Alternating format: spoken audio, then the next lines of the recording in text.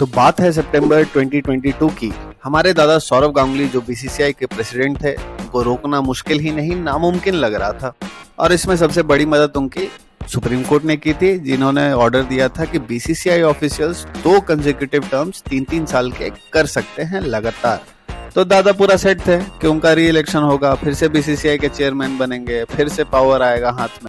देखिए, एक और बहुत इंपॉर्टेंट बात है नोट करने वाला कि पहला 3 साल में जब वो बीसीसीआई के चेयरमैन थे तो उन्होंने 30 ब्रांड्स की इंडोर्समेंट की थी और उनका नेटवर्थ जो है वो 220 करोड़ से जाके 365 करोड़ पहुंच गया था। लेकिन दादा को कहाँ ही पता था कि री इलेक्शन से जस्ट पहले उनका डकवर्थ लुईस हो जाएगा। अक्टूबर 6, 2022 होम मिनिस्टर अमित शाह के घर पे एक बहुत हाई प्रोफाइल मीटिंग होता है बीसीसीआई चेयरमैन को चुनने को लेकर। उस मीटिंग में थे वाइस प्रेसिडेंट राजीव शुक्ला ऐसे हैं एमपी कांग्रेस के, लेकिन सच बताएं तो वो किसी के नहीं है, वो सबके हैं।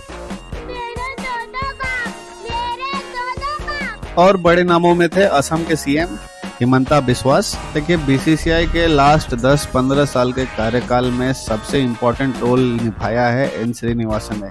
इम्पोर्टेंट एज इन उल्टा पुल्टा जितना काम होता है उस सब में हाथ रखता है उनका। देखिए, N Srinivasan Chennai Super Kings के ओनर हैं और सुप्रीम कोर्ट जो है उनको रोक दिया था बीसीसीआई का इलेक्शन लड़ने से, जिसके बाद से वो खुद तो लड़ नहीं सकते तो किसी और को लड़ाते हैं अपने जगह पे। तो मीटिंग स्टार्ट हुई और मीटिंग के थर्ड अंपायर थे अमित शाह। और मीटिंग का सबसे बड़ा मुद्दा था कि सौरव गांगुली बीसीसीआई के जगह पे अपना नेटवर्थ बढ़ाने में लगे हुए हैं, जिसमें कॉन्फ्लिक्ट ऑफ इंटरेस्ट के बहुत सारे मुद्दे थे। पहला मुद्दा था कि सौरव गांगुली माई 11 सर्कल के ब्रांड एम्बेसडर है, जो कि डायरेक्ट कंपटीटर है ड्रीम 11 का। ड्रीम 11 ऑफिशियल स्पॉन्सर है बीसीसीआई का, जहां से बीसीसीआई को ढेर सारा पैसा आता है। दूसरा मुद्दा, सौरव गांगुली डायरेक्टर हैं एटीके मोहन बगान का और उसी टीम के ओनर हैं संजीव गोयनका। देखिए, कुछ लोगों का इशू था कि सौरव गांगुली संजीव गोयनका को फेवर किए हैं, बट सच यही है कि 7,090 करोड़ जो कि आज तक के आईपीएल रिकॉर्ड का सबसे ज्यादा बड़ा बोली है, तो इसमें कोई इशू होना नहीं चाहिए किसी को।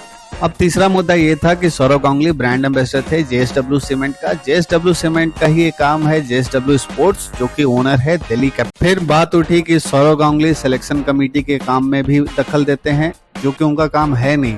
और आप सबको पब्लिकली बयानबाजी जो हुई थी गांगुली और कोहली के बीच में वो भी याद होगा, और कोहली कैसे कैप्टनसी छोड़ के गए थे वो भी याद होगा।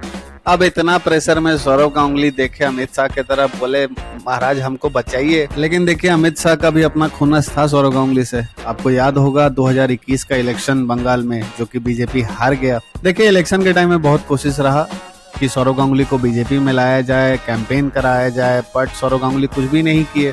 देखिए, सब माफ हो जाता, लेकिन एक और बात था। एक डिनर हुआ था अमित शाह और सौरव गांगुली के बीच में मई 2022 में, जिसके बाद अमित शाह को लगा था कि अब सौरव गांगुली बीजेपी ज्वाइन कर लेंगे। लेकिन उसके एक दिन बाद ही एक प्राइवेट हॉस्पिटल का इनॉग्रेशन था, जिसमें सौरव गांगुली खूब बड़ाई किए ममता बनर्जी का। तो ऐसा हाल में तो बहुत मुश्किल था, अमित शाह तो अपना खुन्नस निकालेंगे ही। एक और मीटिंग हुआ अक्टूबर 10 को मुंबई के ट्राइडेंट होटल में, जहां पे सौरव गांगुली बोले कि भाई अगर हमको बीसीसीआई का चेयरमैन नहीं बना सकते हो तो आईसीसी का चेयरमैन बना दो। बट उनको ऑफर किया गया एक छोटा जॉब आईपीएल का चेयरमैन, जो उनको एकदम पसंद नहीं आया। सौरव गांगुली बाहर हुए तो एन श्रीनिवासन के खेमे से रॉजर बिनी को बीसीसीआई का चेयरमैन बनाया गया। अब आप ध्यान से देखेंगे तो पूरा का पूरा जो बीसीसीआई का कमान है वो है बाप बेटा के हाथ में, अमित शाह और जय शाह। सोचिए, इतना पावर है।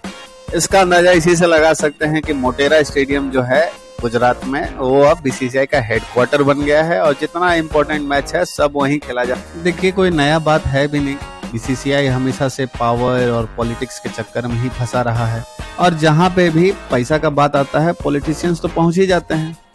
तो आप बताइए, आपका क्या राय है इस पे। मिलते हैं अगला वीडियो में। जय